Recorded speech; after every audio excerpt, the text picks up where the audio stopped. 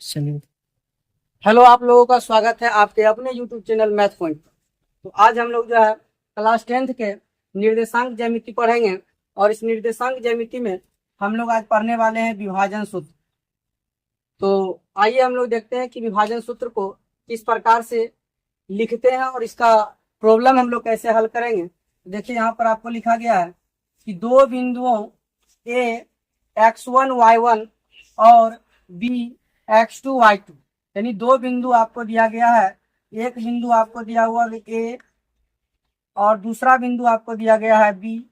ए का निर्देशांक आपको दिया गया है x1 y1 और बी का निर्देशांक आपको दिया गया है x2 y2। और इसमें कहा जा रहा है इसको जोड़ने वाला रेखाखंड ए बी।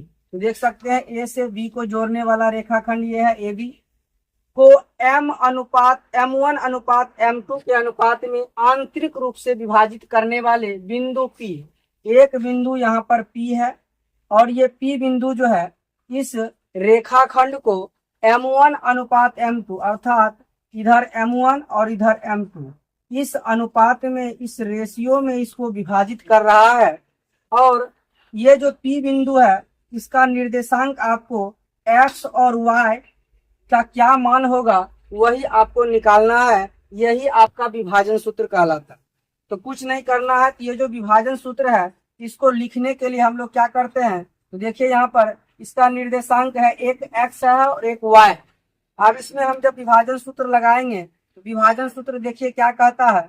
यहाँ हम लोग जानेंगे इसका विभाजन सूत्र क्या है। विभाजन सूत्र बराबर यहाँ पर हम लोग लिखेंगे, पहले हम लोग विभाजन सूत्र लिखते हैं x का और उसके बाद हम लोग y का, या तो दोनों को आप कंबाइंड रूप में भी लिख सकते हैं। अगर हम x की बात करें तो याद रखना है x का अगर निर्देशांक हमको लिखना है तो पहले हम लोग लिखेंगे m1, उसके बाद x2 प्लस m2 x1, इसको बटे कर देंगे m1 प्लस m2। ये जो होता है x निर्देशांक निकालने के लिए आपको ये विभाजन सूत्र लगाना है। और अगर आपको y निकालना होगा तो y बराबर के लिए आपको याद रखना है, यहाँ पर हमने x का निकाला तो x2 और x1 को रखा, तो y को निकालना होगा तो y1 और y2 को रखेंगे।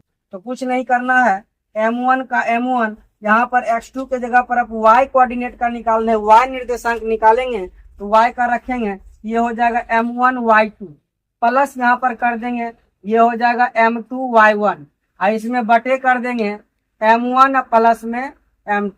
तो इस प्रकार से ये जो बिंदु P है इसका निर्देशांक आप निकाल चुके हैं, m1 x2 plus m2 x1 बटे m1 प्लस x2, और y का हो गया m1 y2 plus m2 y1 बटे m1 प्लस m2।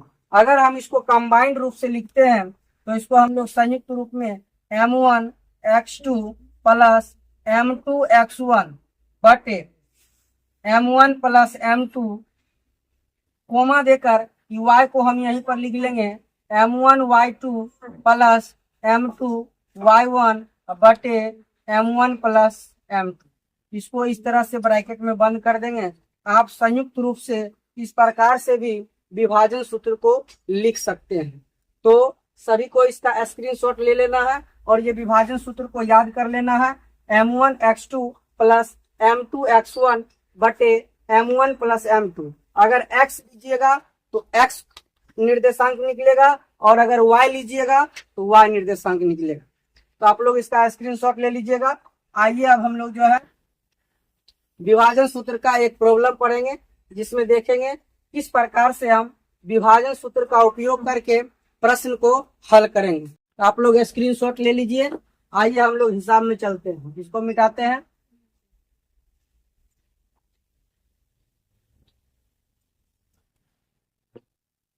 तो देखिए एक्सरसाइज है 7.2 का पहला हिसाब हम लोग हल करते हैं।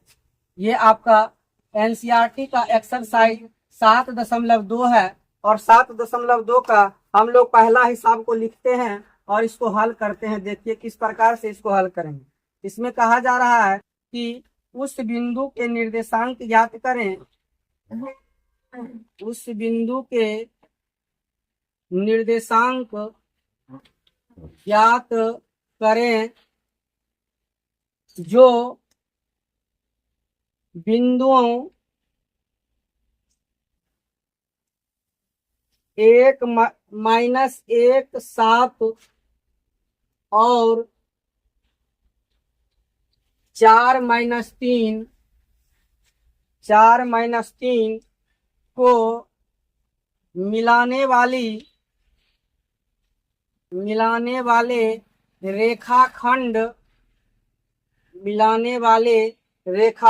को 2:3 के अनुपात में विभाजित करती है। अनुपात में विभाजित करता है। ये आपका 7.2 का पहला प्रश्न है कि उस बिंदु के निर्देशांक ज्ञात कीजिए जो बिंदुओं -1 7 और 4 - 3 को मिलाने वाली रेखाखंड को 2:3 के अनुपात में विभाजित करता है। तो आइए इसको हम लोग हल करते हैं। सबसे कहा जा रहा है पहले दो बिंदु, आप कोई भी दो बिंदु ले लीजिए, इसका हम लोग हल करते हैं। तो हमने जो विभाजन सूत्र पढ़ा अभी तुरंत, उस विभाजन सूत्र को याद रखना है।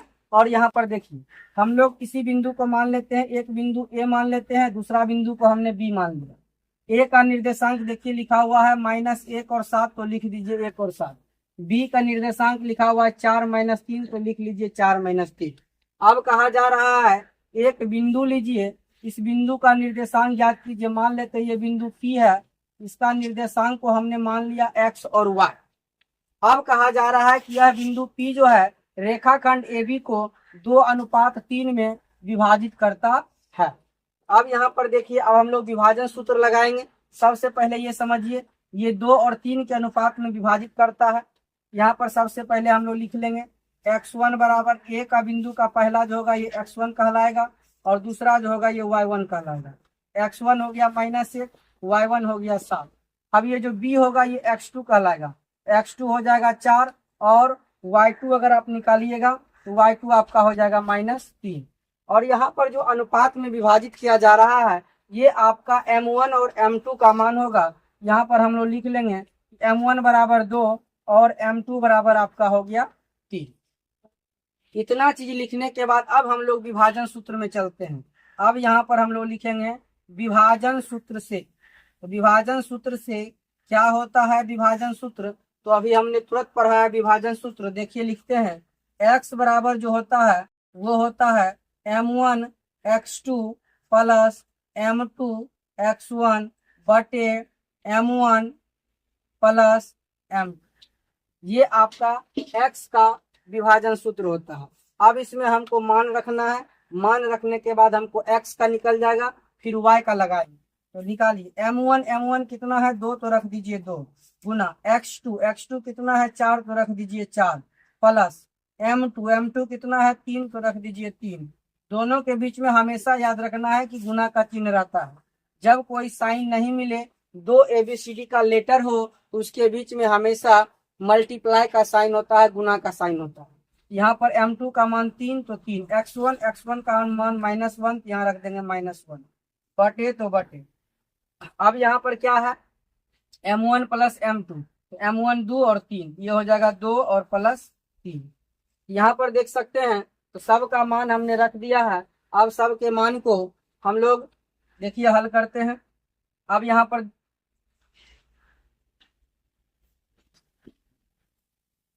यहाँ 2 को 4 से गुना करेंगे, यहाँ पर x का मान निकल जाएगा, 2 गुना 4 करेंगे तो ये हो जाएगा 8, प्लस माइनस हो जाएगा माइनस। 3 को 1 से गुना करेंगे 3 बटे, यहाँ 2 और 3 को हम लोग जोड़ देंगे तो 2 3 हो जाएगा 5। x बराबर निकल जाएगा 8 में से 3 जाएगा तो 5, और यहाँ हो जाएगा बटे 5। 5 से 5 कटेगा एक बार में, x का मान यहाँ पर निकल गया 1। अब हम लोग x का निर्देशांक निकाल लिए, x हो गया y।